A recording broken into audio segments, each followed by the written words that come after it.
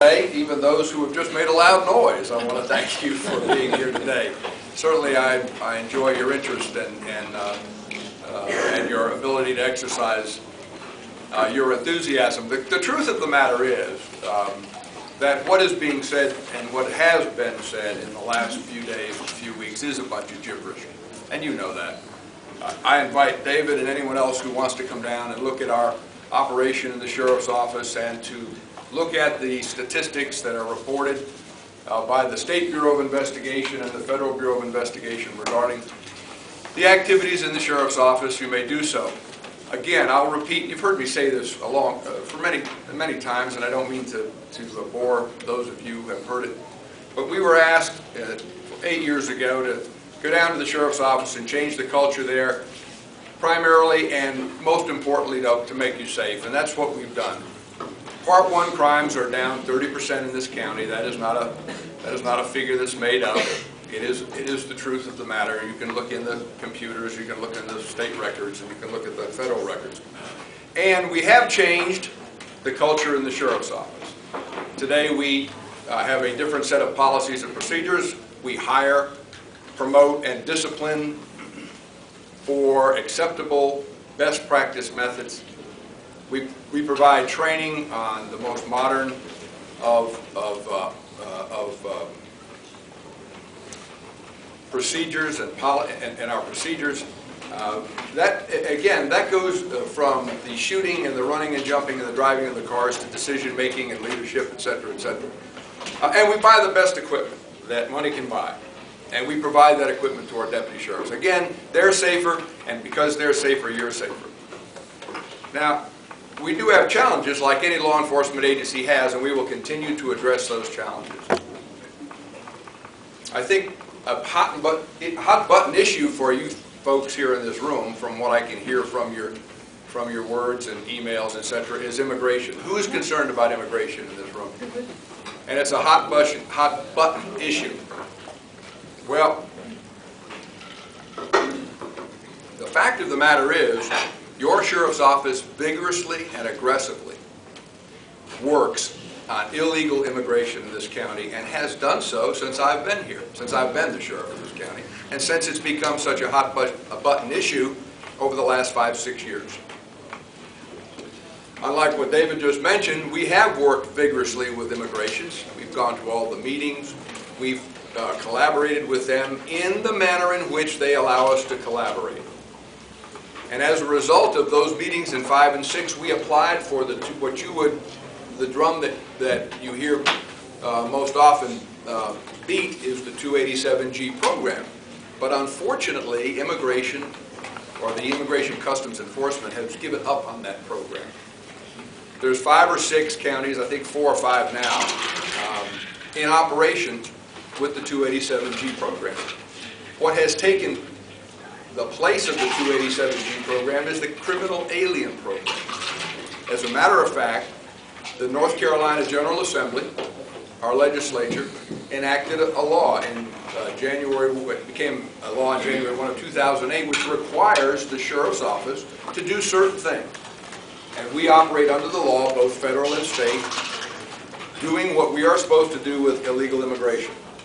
As a result of the state law and the federal law, we have notified ICE and turned over to ICE more than 1,500 individuals who have come to our jail as a result of being arrested by state authorities for some crime or another. Currently in our jail, we have over 100 who are on federal detainer awaiting deportation, awaiting the federal authorities to come pick them up. So we work under the law as vigorously and aggressively as we can.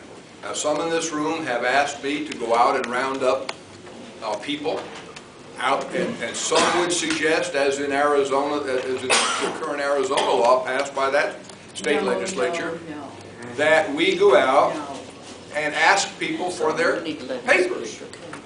And failing to receive papers, we round them up and put them in jail. We cannot do that. We do what we are allowed to do aggressively and vigorously under the state law. That's with respect to immigration. Secondly, let's talk about registered sex offenders. David brought that up. David, I'm glad you did bring that up. Registered sex offenders in this county is about 490-something, 500 round numbers. We track successfully. 98% of those people. And we have 3 people working on that program and not 1, and we've had 3 working on that for several years. The journals piece was a bad piece. It was a piece that wasn't cleared with the sheriff's office prior to its airing, and we have vigorously provided to WXII in writing and in personal contact the truth of the matter. I can't control what WXII plays on the television. But be that as it may, the facts are that your sheriff's office is the model for tracking and managing registered sex offenders that other counties have come to look at. Talk about gangs. Talk about gangs in Forsyth County. Less than 1% of reported criminal incidents have to do with gangs in this county. Less than 1%. That is the truth. You can look in the computer yourself. Gangs in schools. No gangs are allowed in our schools. We aggressively and forcefully take action when there's any gang activity in school. That is when there's gang paraphernalia being displayed, or gang clothing, or graffiti, or hand signals. That is reported to the school authorities, and the school authorities take action, because that's, of course, not a criminal offense. But any drug dealing or any kinds of criminal activity on a school campus, we aggressively and vigorously pursue that. The school's own survey done by Dr. Martin in the Forsyth County school system states that 85% of teachers and faculty feel safe in school, and they appreciate and honor the good work that the Forsyth County Sheriffs and now the Winston-Salem Police Department in 4 schools. The Winston-Salem Police Department have 4 high schools and, 2 high schools and 2 feeder schools inside the city. And by the way, that is a result of this sheriff and Chief Cunningham getting together and speaking in the summer of 2008 when he first came aboard, when we invited him and Darrell Walker, the school superintendent for operations, got together and we invited the police department to come into the schools. We believe that city police who have the beats around city schools should be involved in the school resource officer program. And you all know that a school resource officer program that dictates 1 officer for a high school that has 1,500 or 1,800 students in it is a woefully small cadre for 1 person to have that. So we asked the city to come in. City's budget would only allow them to take on 2 high schools and 2 feeder schools. And so when they did that, the county backed off of those 2 schools, or 4 schools, and so we share now that responsibility. I'll be glad to answer any questions you have regarding any issues the sheriff's office is involved in. But we must talk about it in terms of facts and the law. That's what we need to talk about. And I don't know whether it's time for questions or not, but I'm ready to answer any questions. I'm sure David's ready to answer any questions. So if you will stand, state your name and your question, and